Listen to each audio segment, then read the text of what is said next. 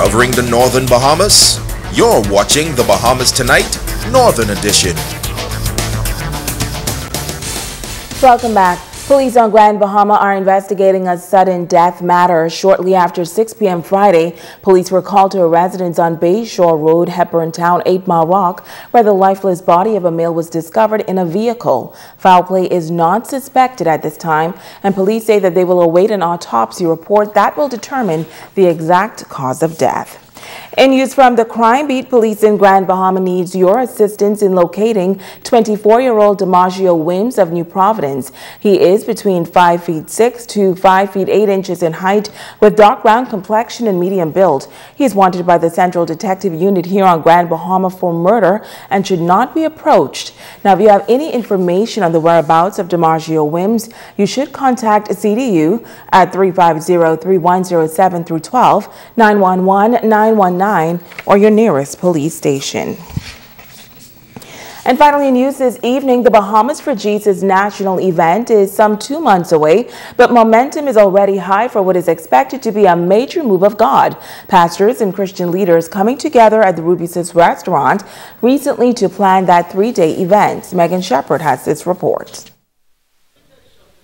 The Bahamas is the third country to be a part of the World for Jesus initiative. The Christian event, dubbed the Bahamas for Jesus, is expected to take place on all of the major islands of the Bahamas simultaneously. Pastor of Evangel World Prayer Center in Louisville, Kentucky, Dr. Bob Rogers, is inviting all churches to get involved. We're believing that God is going to do something very spiritual here in Freeport, and we're also asking God to do something that will bring a financial, economic blessing to this island. This land's gone through some difficult times financially. One of the things God does, God not only heals people's hearts, but He heals people's pocketbooks. And He can heal this city, where this city can prosper and people can have good jobs. And that's what we're believing God for. Chairman for the Grand Bahama events, Pastor Eddie Victor, says that the luncheon was an opportunity to foster togetherness and to share information about the upcoming initiative. He says so far, Christian leaders are excited. The response has been absolutely excellent. Everyone agrees that we need to work and to reach people for the Lord. And everyone agrees that we need to do it together. And this is, I think, one of the important truth that is being bared in this whole Bahamas for Jesus initiative, that we need to labor together in order to bring in this large harvest of people who can come into the kingdom of God and for their lives to be forever changed. As the event draws near, Dr. Rogers says he wants everyone to get in preparation mode. What we're going to ask people to do is begin to fast and pray and get their churches to begin to fast. Fasting's not easy, but when people begin to fast, then God begins to do something. There's no secrets and no hidden formulas how this all works. When people seek God, then God begins to hear their prayers and God heals their land.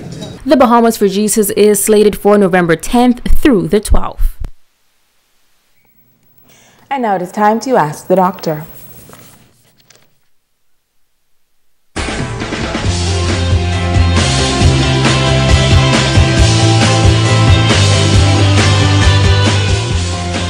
Hi and welcome. A concerned parent asked, what influences a child to choose one sexual orientation over the other? Thanks for your interesting question. In short, there's really no simple answer to this question. During the teen years, adolescents often find themselves having sexual thoughts and attractions. For some, these feelings and thoughts can be intense and seem very confusing. This can be especially true for those who have romantic or sexual thoughts about someone who is the same sex that they are.